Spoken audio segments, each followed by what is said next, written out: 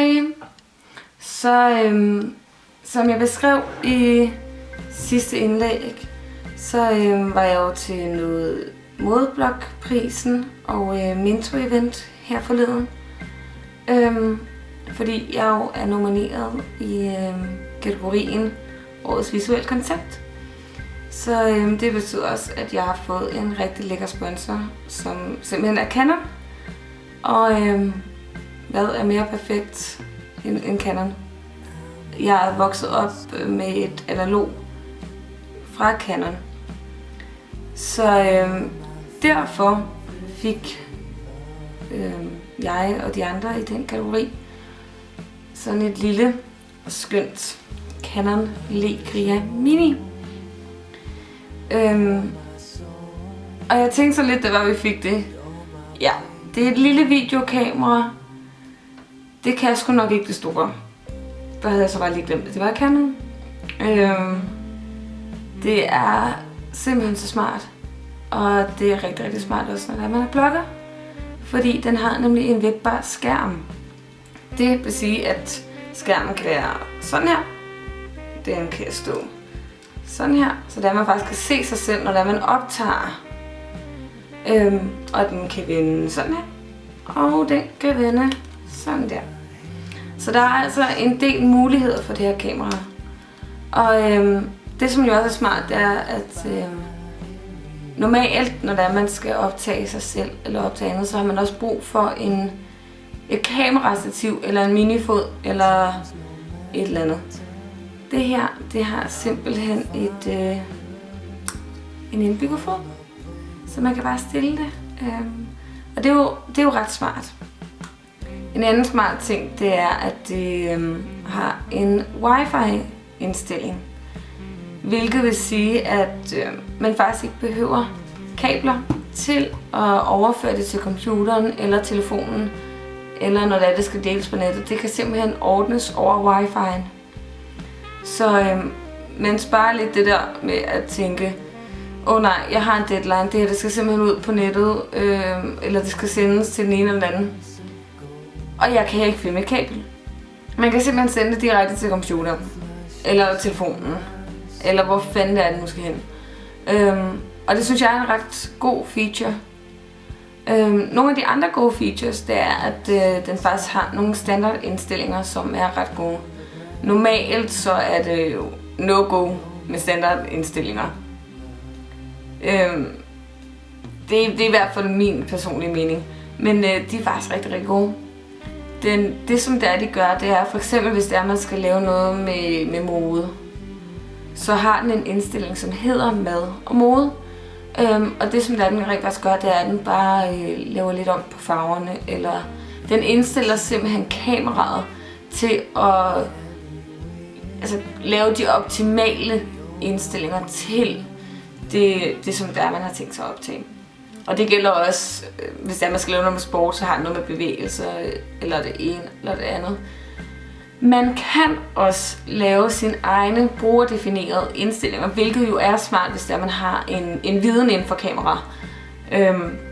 Så den har simpelthen de her muligheder, for at man enten kan have standardindstillingerne, eller man kan lave sin egen. Så det er jo ret smart. Nogle af de andre muligheder, som også gør det lettere for alle at bruge, jeg tror selv mine bedste forældre ville kunne bruge det her kamera, fordi det er touchskærm. Så der er ikke med en masse knapper, man lige skal tænke over, nej, hvad gør den her, eller hvad er det for en indstilling, eller det ene eller det andet. Man trykker simpelthen bare på skærmen. Så der er ikke det store hul om hej med det her, og det er jo pisse smart. Desuden så synes jeg det er et ret lækkert design. Det er simpelthen så clean. Og det er jo endnu en gang meget optimalt til blogger, fordi det er jo ikke særlig stort. Så det kan lige puttes i lommen, det kan lige puttes i tasken, det kan tages med til Fashion Week, uden man behøver en kæmpe taske til sit kamera. Det kan tages med til fester, hvor man bare lige lægger den ned i tasken. Så på den måde er det meget smart. En ting, som jeg dog er lidt irriteret over, det er, at den har en ekstrem vidvinkel. Når det er, man tager på filmen, så har den en vidvinkel på 160 grader, og på foto, så er det så 170. Og det gør, at baggrunden kan blive lidt forvrænget af det hele. Men så kan man nemlig gøre det smart, at man kan tage close-up, hvor det er, at vidvinklen ligesom forsvinder. Så du har ligesom de muligheder at gøre det med, hvilket jo er pissehamrende smart. Det, som også er rigtig lækkert, det er, at det er fuld HD. Så billedkvaliteten er ret god i forhold til, hvor stort et kamera det er. Så har den alle mulige andre små ting. Jeg har slet ikke fået leget nok med det, selvom jeg har siddet meget sådan, det er sjovt det her. Jeg er lidt tekniknørd, og derfor synes jeg, det er meget sjovt at sidde og lege med. Men det er rigtig, rigtig fedt, og det er let at lege med.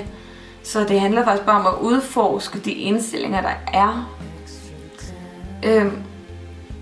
Og så tænker man måske, okay, et lille kamera med alle de her ting, så er vi i hvert fald godt ved priserne.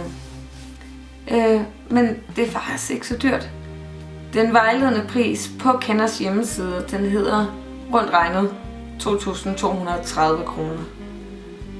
Inklusiv forsendelsen. Så det er jo, hvad kan man sige, det er altså ikke alverdens penge. Så det er jo også endnu en ting, så bare gør det her kamera lidt bedre.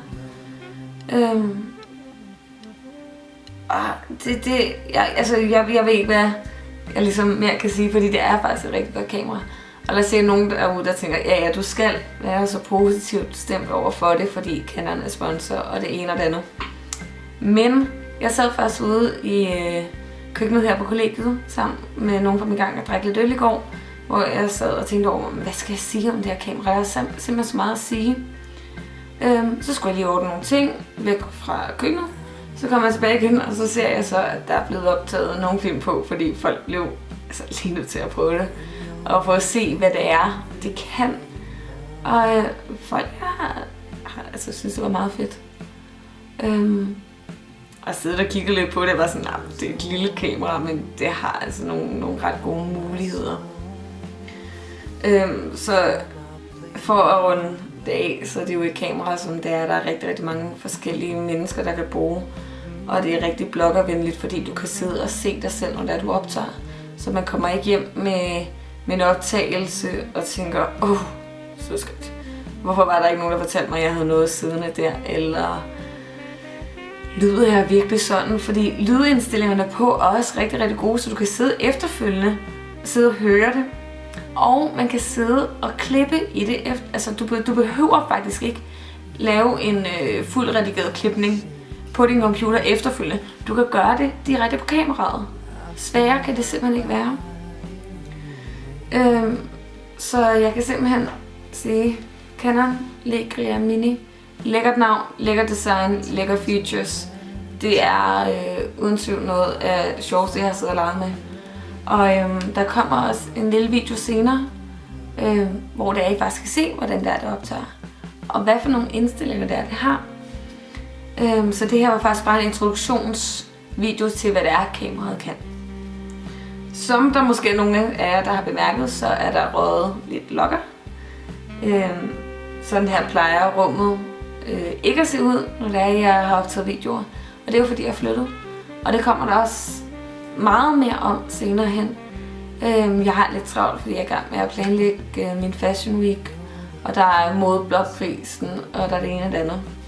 Angående modeblogprisen, så er det jo for os, som der er tilmeldt det, og juryen, og Plus One, og det er fancy. Men I kan også gå ind på modeblogprisen og vinde eksklusive VIP-billetter.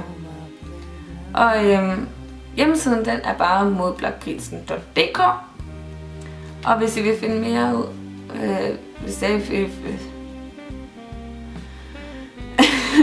hvis jeg gerne vil vide mere om det her kamera, så kan I bare gå ind på Canons hjemmeside og læse lidt om det, og så lægge det i indkøbskuren og betale for det, og så er det altså leveret inden for cirka en 10 dages tid.